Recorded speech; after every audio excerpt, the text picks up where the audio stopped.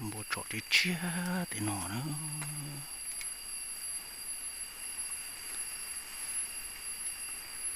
bà xem nó lấy cho áo kia nè nó trò đi chia nó là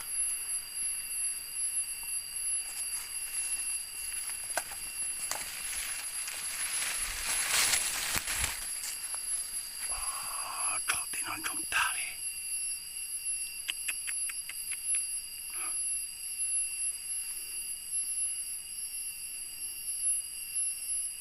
trò thì nó bỏ trò rồi là lấy trò áo lên lòng ít bia sẽ chả ra bỏ mà trò hàng tiệt tiệt rồi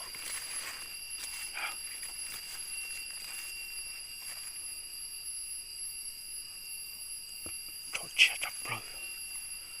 năng lọc có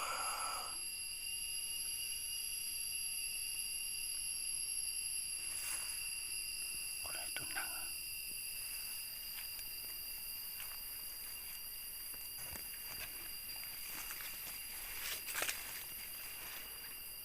trò tiệt tiệt để cứ hà lan trong tài nè ôi trời một tí hả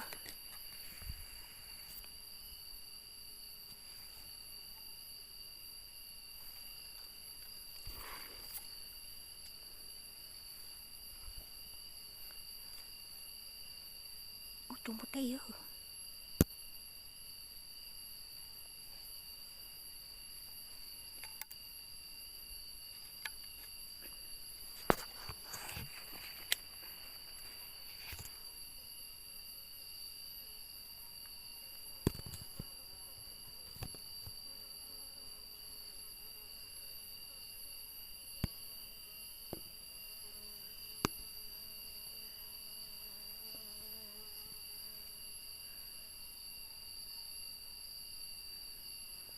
ôi trời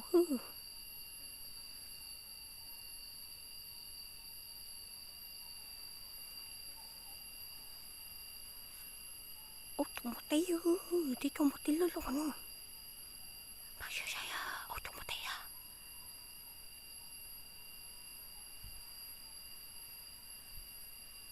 ôi trời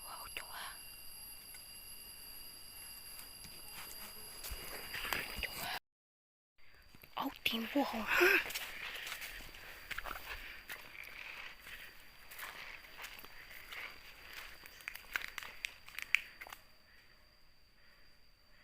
ôi tìm vô hồn ha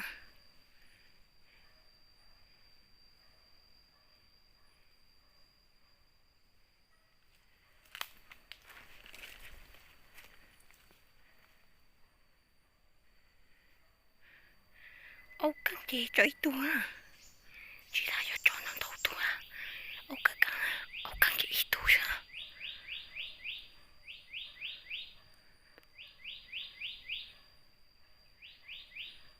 ôi tìm quá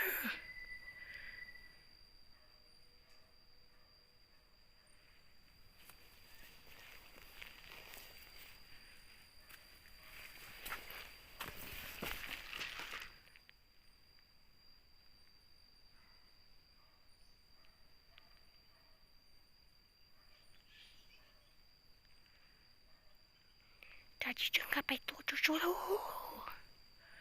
ôi tìm thấy hằng á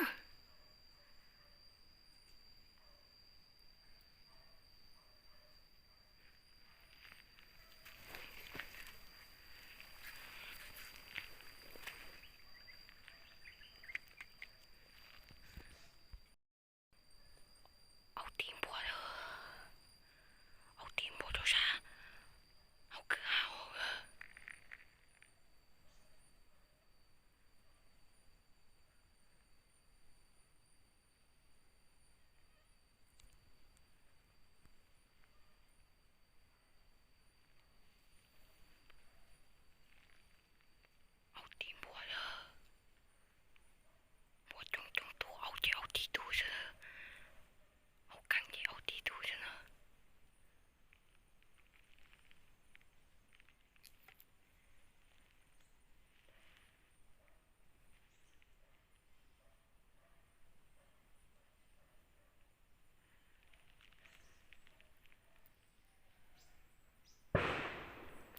ตัวเขียนอะตัวเขียนอะ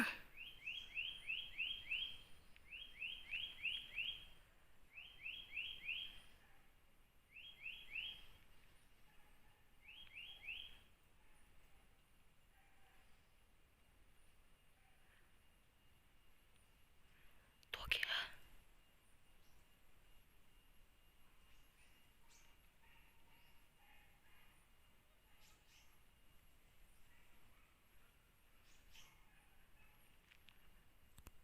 ตัวเขียน睇那种那些有走了谁的？ มีอะไรงาสตุ้งนะเจ๊งาจีไรสตุ้งเราไทยตัวกูโตโบลอกนะดอกกีตัวลอกตัวเยอะไม่ไอ้น้องเชี่ยโจจะตายแล้วยังนั่งไอ้กูสตุ้งนะ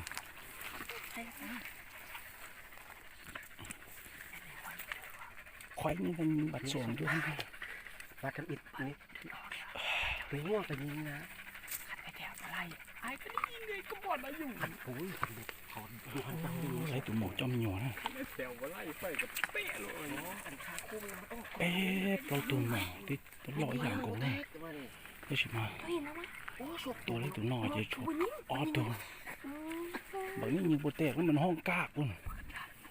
แล้วพอดีมันเล่นไปใส่ผักนี่แล้วขี้หินมันแล้วหลงมาแล้วก็อยู่ทางแล้วหินแม่แล้วก็หับเลยนะบัดที่สองนั่นแหละยิงอยู่แล้วเล่นมิดอยู่นี่แล้วหมาเล่นมาแล้วคนเราเล่นมานี่หมาแล้วเข้ามาเอาไม่อยากใกล้ๆแล้วกายแล้วที่เล่นไปอยู่ที่ซ้ายมานี่โอ้ยคนยิง กินนมมันนะ เขายิงบาดสองอยู่พุ่นไปก้อได้ไก่ที่ว่ายิงบาดหนึ่งแล้วน่ะจนโต๊ะนี่แล้วน่ะจึงยิงบาดสอง ถือไก่ ไก่ทำอิดก้ออยู่พุ่นถึกท้องนี่เด้มึงเห็นคักๆแล้วว่าข้ามอยู่พุ่นแต่สองตัววะเห็นคัก เล่นน้ำก้นกันมานะคนยิงตัวใหญ่นี่แหละ ไอ้น้ำไหมตัวนี้ตัวใหญ่และมีตัวน้อยคือเขาเห็นกันน่ะ ๆแม่นละตัวนี้ตัวไปนะ ตัวใหญ่ เห็น เห็นดิ เล่นมานี่สองตัว สองตัวก็เห็น ตัวหนึง30 โล ประมาณนี้แหละ แม่นคอยยังว่ามาเนาะ อ๋อ กัน ประมาณ30 โล ในบ้าน ตัวนี้ใหญ่ อันนี้ตัวใหญ่ๆข้ามมาแหละแล้วมีตัวน้อยแถมนะยังว่า มันเล่นน้ำก้นกันมานะ โอ้หมาตาตาเลยนะ มันลบไปแอบนี่ แล้วจะตัวหมูล่อตาอยู่ มันลบที่หินไปแอบนี่ ทางเส้นเก่าที่ว่าเฮาย่างมามื้อเช้านี่ทำอิฐเจ้ามาเห็นไอ้แถวนี้นะ มันลบลูกนั่นแหละ เอาอยู่วันเลยละ อ๋อถูกเอาโจซื้อเนาะ อีนั่นเราบ่เห็นเลย อีตือบ่มาบัดนี้ว่าเอ๊ะ อีเตือนไอเอิญมาแต่พุ่นเบิดเนาะมาแล้วอีตือมา ย่า ก่อน กลับพุ่นน่ะ บวกกลับ แล้วมันแล่นมาทางใหญ่ไปเลย แล้วเอิญก็บอกกลับบัดนี้ลิหัวอยู่โนนนั่นเอิญก็เอาบอกกลับไป มีแต่สองตัวนี้มาแต่พุ่นปัดนี้ปามต้นพุ่น โอ้ก็ยิงหับแล้วยิงตกต่ำนะบัด แม่ แรก เขาได้ยังไงหัวมัน โอ้ยบ่บ่ฮัก โอ้ยเหลือใจเขา นี่ ปืนเจ้าหนาบุยูเนาะ โอ้ย ยิงฟังนี่ว่าทำไม แม่นเบิ่ง สูงแล้วเด้ แม่นละฟังนี่ละมันมาปิ้นหน้าสิเด้มันเล่นมาเต็มบักสีพุ่นเนี่ยมันเล่น จวดเขาบ่จวดมันก็บ่ตื่นมันจะไปผู้ไหนมันขึ้นไปผู้ไหน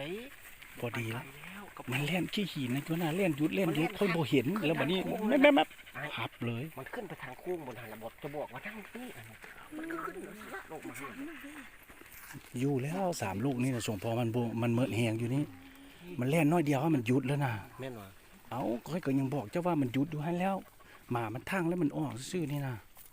หมาเห่าบุญบุญพ่อยหัวนี้นะ คันไอแถวบ่ไล่เขาตัวได้ยิงปอยอยู่ลุ่มนะ โอ้ย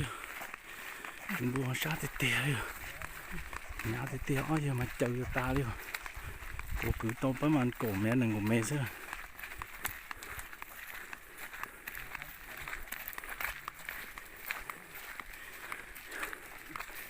chỉ biết là chế chỉ biết mất cứ ở sao chế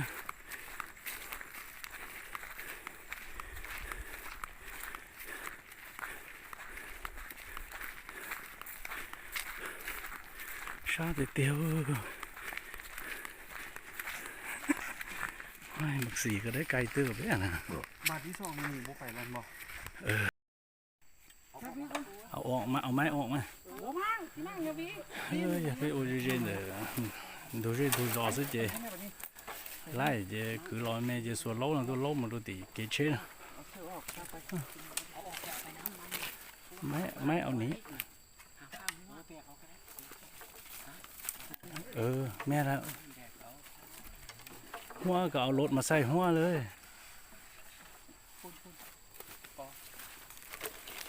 จากนั้นจะอีหลังเสื้อจากนั้นนะ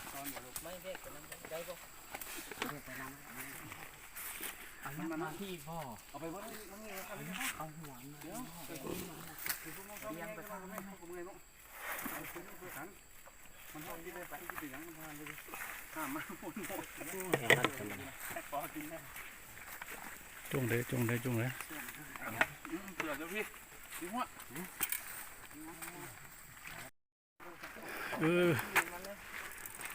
จงเราเข้าใจเลยเกเช่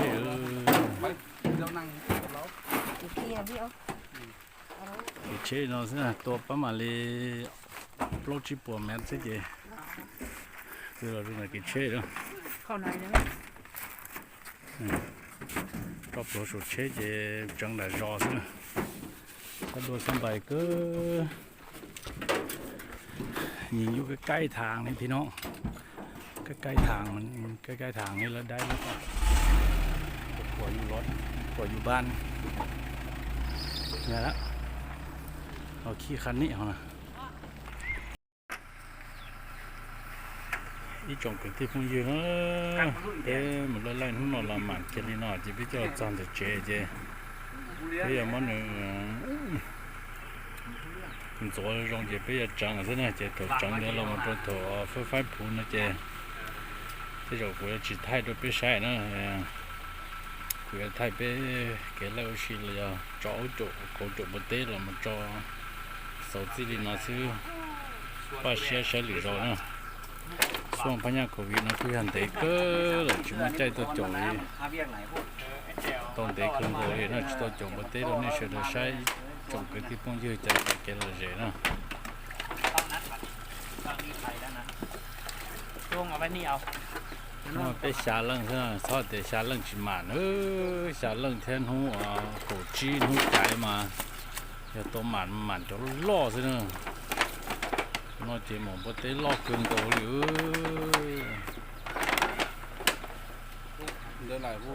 พูดลงขายถึงโลเท่าไหร่ขายก็ตังค์ก็พูดเขาได้ยินเอาวันพวกเงี้ยวด้วยเหรอเลยเป็นตัวเย็นเลยนะเขาที่ไปล่อมามีบเตนอเลย คุยกับพวกเงี้ยวของมันนะจีมีแค่จีเชี่ยจีจ่อน้องเตะ ปืนมาเอาบอกนี้ เราเนี่ย เป็นน้ำยิงซื่อ เป็นน้ำพันไอ้ได้ยินเอาพวกเงี้ยวไปไงใส่ตู้เย็นไหมใส่ถุงไว้ดีๆก็ จากนั้นผมดูเลยที พวกเงี้ยวมันเอาไว้แล้ว หลาจีเลยนอนเด้อ เดี๋ยวไปล่อมา อีหนูตาชูเลยทีเช็ดปลาเกิดจ้ะ เอาอยู่นี่